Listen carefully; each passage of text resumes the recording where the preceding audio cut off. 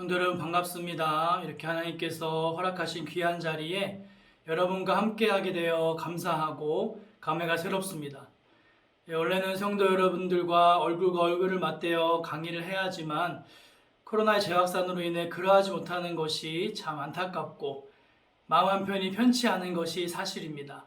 그러나 그래도 이렇게나마 온라인에서 함께 만날 수 있는 기회가 생겨서 성도 여러분들과 소통할 수 있음에 또한 기대와 소망을 가지고 힘을 한번 내보려고 합니다.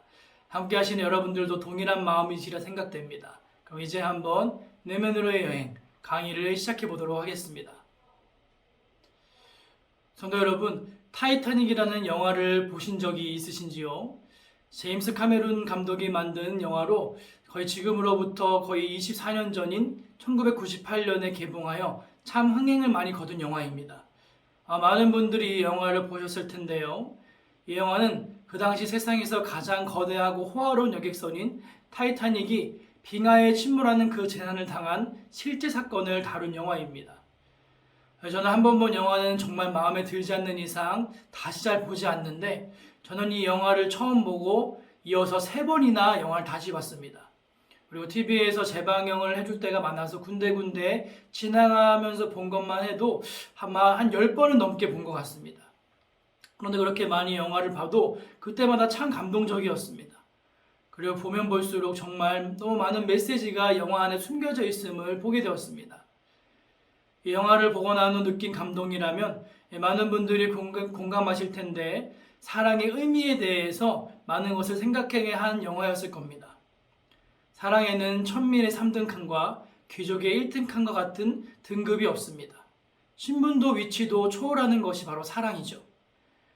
기억에 남는 장면들이 많지만 그 중에 한 가지를 꼽으라면 배가 침몰하고 남자 주인공과 여자 주인공이 바다 위에 표류할 때 마지막으로 남자 주인공이 여자 주인공을 갑판 위에 올려놓고 자신은 바닷속에서 죽어가는 장면은 정말 어쩌면 감명 깊고 또한 슬픈 그러한 장면이었을 겁니다. 그런데 이와는 다르게 배의 침몰에 대해서 면밀히 보면 이 영화에 또한 또 다른 중요한 메시지가 숨겨져 있음을 보게 됩니다. 아시다시피 타이타닉호가 침몰한 것은 빙하와의 충돌 때문이었습니다. 그런데 여러 원인이 있었겠지만 이 타이타닉호가 빙하를 미리 피하지 못한 것의 큰 이유는 너무 빠른 배의 속도 때문이었습니다. 타이타닉호는 첫 항해였음에도 불구하고 유럽에서 최단 시간에 이 미국 대륙에 도착해야 한다는 과도한 목표 때문에 밤에도 빠른 속도로 항해할 수밖에 없었습니다.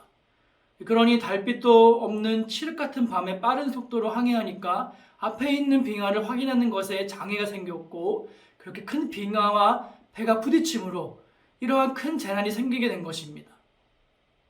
어쩌면 기존의 배의 규정 속도를 지켰더라면 앞에 있는 빙하를 발견하는 것에 무리가 없었을 것이고 배의 방향을 감안하여 분명히 피할 수 있는 상황이었을 겁니다. 저는 여기서 인생에 대한 작은 인사이트를 얻게 되었습니다. 세상이 돌아가는 것에도 그리고 우리의 인생에도 속도가 있습니다. 우리에게 주어진 시간은 한정이 되어 있기에 거기에서 성공적인 효과의 극대화를 위해서는 빠르게 신속하게 일을 처리할 수밖에 없습니다. 그래서 빠른 일 처리와 성공을 추구하는 요즘 세상은 너무나도 빠른 속도로 흘러갑니다. 그리고 그 속에 있는 사람들도 그 속의 속도에 몸을 싣고 분주하고 정신없이 살아갑니다. 마치 빠른 타이타닉호처럼 말이죠. 그런데 그러다 보니 자신의 마음과 내면을 돌아볼 수 있는 시간이 너무나 짧습니다. 어쩌면 없습니다. 나에 대해 생각하지 못하는 경우가 허다합니다. 빨리 대서양을 건너 아메리카 대륙으로 가야 한다는 목표에 눈이 팔려서 빙하를 피할 수 없는 빠른 속도로 항해하고 있는 그 배 자체를 돌아보지 못한 선장과 선원들처럼 말입니다. 그리고 이러한 상황에서 빙하의 부딪힘이라는 문제를 만나는 배는 순식간에 침몰하고 맙니다. 좀 더 설명을 드리면 타이타닉호를 이끌던 이 수뇌부는 배의 크기와 능력을 너무나 과신한 나머지 너무나 자신만만하게 여긴 나머지 사고가 일어나자 올바르게 대처하지 못하는 실수를 많이 하였습니다. 구명보트가 사람 수에 비해 부족하긴 하였지만 사람을 더 태울 수 있었음에도 불구하고 우왕좌왕한 대처로 인하여서 살릴 수 있는 많은 사람들을 죽음으로 몰고 갔습니다. 구명보트에 사람을 다 태우지 못한 거예요. 배 자체의 상황을 정확히 알고 있었다라면, 또한 그 재난에 대한 훈련이 제대로 되었다라면 올바르게 대처할 수 있었을 텐데 그러지 못한 겁니다. 우리의 인생도 마찬가지입니다. 우리의 인생에도 수많은 빙하와 암초와 같은 문제들을 만나게 되고 저희들 앞에 서 있을 때가 있습니다. 물론 그때마다 저희는 최선을 다해 올바르게 생각하고 대처하려 하지만 위기 상황에서는 침착성을 잃지 않기 위해 또 애써보지만 그런 노력들은 좌절을 맞을 때가 많습니다. 그만큼 문제들은 우리의 몸과 마음, 영혼을 뒤흔드는 큰 영향을 끼치고 있다는 것과 같습니다. 하지만 그래도 나를 잘 알고 있고 무엇보다 하나님 안에서 내면이 건강하면 이러한 문제가 오는 것을 막을 수는 없겠지만 온다 할지라도 견딜 수 있는, 극복할 수 있는 마음과 내면의 힘이 생기게 됩니다. 그만큼 보이지 않지만 여러분의 내면, 마음은 너무나도 중요합니다. 인간의 중요한 부분들이 우리의 내면에 있다는 것을 우리는 인정해야 합니다. 우리에게 일어나는 모든 일들이 우리의 중요한 부분을 움직여가는 내면과 밀접한 관련이 있으며 이것은 바로 우리의 영혼의 문제이며 우리의 잘 형성하는 존재의 문제임을 저희는 자각해야 합니다. 이제 우리의 각각의 내면과 마음의 영역으로 좀 더 들어가 보도록 하겠습니다. 첫 번째, 마음의 방으로 들어가기입니다. 이제 저희가 해볼 것은 작은 활동인데 이제 제가 다음에 보여드리는 표를 잘 보시고 종이와 펜을 가져오셔서 자신이 해당하는 그 문항의 번호를 적어보시면 되겠습니다. 먼저 1번부터 21번까지 표를 보여드릴 테니 잠시 영상을 일시 멈춤하시고 앞서 설명드린 대로 문항의 내용들을 보시고 해당되는 문항의 번호를 종이에 적어보시면 좋겠습니다. 이제 보여드리겠습니다. 다 하셨는지요? 그럼 이제 다음으로 22번부터 나머지 마지막 42번까지의 문항에 있는 표를 보여드릴 테니 동일하게 체크해 보시기 바랍니다. 보여드리겠습니다. 이제 다 하셨는지요? 이제 여러분이 하신 것을 잠시 놓으시고 제 말에 귀를 기울이셨으면 좋겠습니다. 우리가 또는 내가 누구인지 정말 알기 위해서 가장 중요한 것은 마음이라는 것을 아는 겁니다. 마음에는 각각의 방이 존재합니다. 좀 추상적인 설명이지만 사람에게는 마음이라는 곳이 있고 이곳은 자기가 자신과 만나는 장소입니다. 그리고 그 마음이라는 곳에는 눈이 있어서 사람들은 자기의 마음에 눈을 가지고 자기 자신을 바라보고 느낍니다.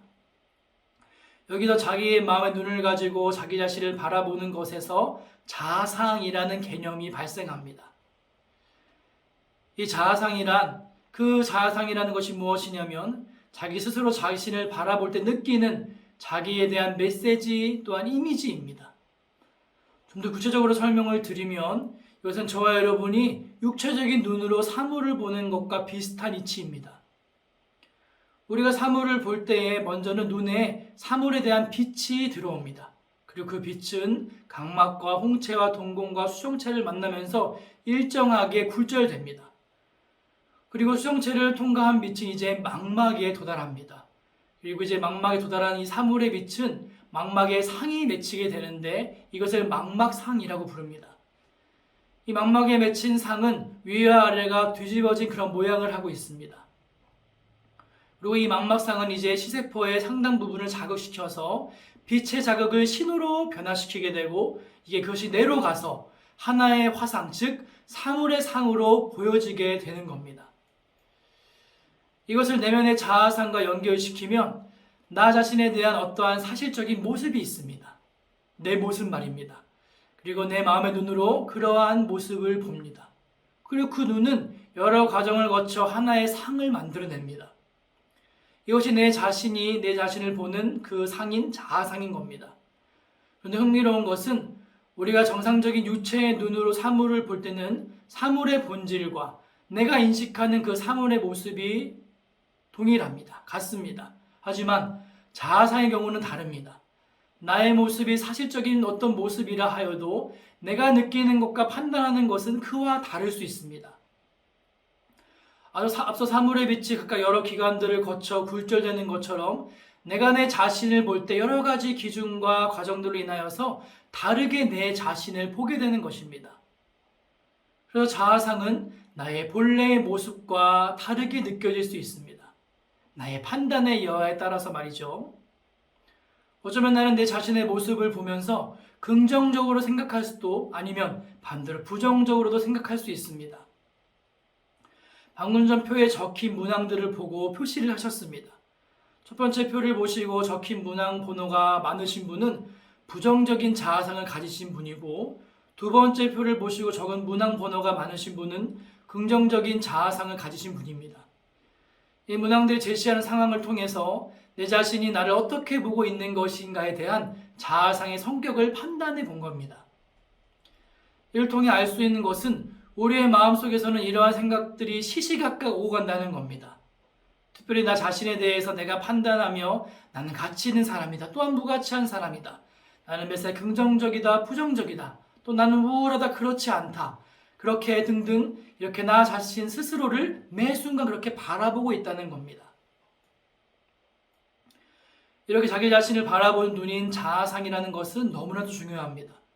그 이유는 사람들이 자기 자신이 생각하는 그대로 행동하기 때문입니다. 생각대로 또한 행동한다는 것이죠. 우리는 원하든 원하지 않든 우리 자신이 우리에게 대하여 느끼는 대로 나에게 또한 타인에게 그렇게 행동합니다. 왜냐하면 자신을 바라보는 눈으로 세상과 다른 사람들을 보는 관점이 형성되기 때문입니다. 그래서 중요한 것은 우리의 자아상이 어떠냐에 따라서 우리의 삶과 행동이 바뀌게 됩니다. 나 자신을 향해 긍정적인 자아상을 가지고 있다면 그 긍정적인 것은 먼저 내 마음과 내가 표현하는 그 행동에 큰 영향을 주게 됩니다. 그리고 당연히 그 긍정적인 사고와 마음과 표현이 또한 나오게 될 것이고, 그리고 그것은 내가 접하는 세상과 사람들에게까지도 고스란히 전달됩니다. 하지만 반대로 부정적인 자아상을 가지고 있다면 그것은 앞선 예와 반대로의 결과를 나타낼 겁니다. 동일하게 세상과 또한 그 삶과 사람들에게 영향을 미치게 될 것입니다. 이처럼 나를 보는 자아상은 나의 내면에 있어서, 마음에 있어서 너무나도 중요한 역할을 하는 것을 알 수 있습니다. 잠시 제 경험을 이야기하자면, 제가 청년 사역을 하다 보니 많은 청년들을 만나곤 하는데 모두 다 멋지고 아름다운 청년들입니다. 그렇지만 보면 더 멋지고 아름다운 청년들이 보일 때가 있어요. 그것은 특출난 외모나 좋은 옷매무새를 가진 것과는 다릅니다. 바로 내면이 멋지고 내면이 아름다운 청년들입니다. 이것을 다른 말로 하면 긍정적인 자아상을 가진 청년들이라고 표현할 수 있습니다. 자기 자신을 보는 자아상이 건강한 청년들은 다른 어떤 청년들보다 멋지고 아름답습니다. 왜냐하면 세상과 타인의 시선에는 아랑곳하지 않고 자기 자신에 대해서 사랑스럽다라고 느끼기 때문에, 그리고 또 그렇게 행동을 하면 신기하게 자연의 주변에서도 그 청년들을 사랑스럽게 생각하는 것이라는 것을 저는 이것을 보며 깨닫게 되었습니다. 그런 청년들은 어디가 모르게 참 이뻐 보입니다. 조금 가장된 설명일 수 있지만 그런 청년들의 모습에서 긍정적인 아우라가 뿜어져 나옵니다. 제가 청년들의 예시를 들었지만 이것은 모든 인간들에게 해당되는 내용입니다. 저와 여러분 모두는 자신을 보는 자아상을 가지고 있습니다. 그리고 그것에는 긍정적인 것과 부정적인 것들이 함께 공존합니다. 그리고 이러한 각각의 자아상은 마음과 몸 전체를 구성하는 우리 자신에 엄청난 영향을 미치게 됩니다. 그러므로 무엇보다 우리는 긍정적인 자아상을 가지는 것이 매우 중요합니다.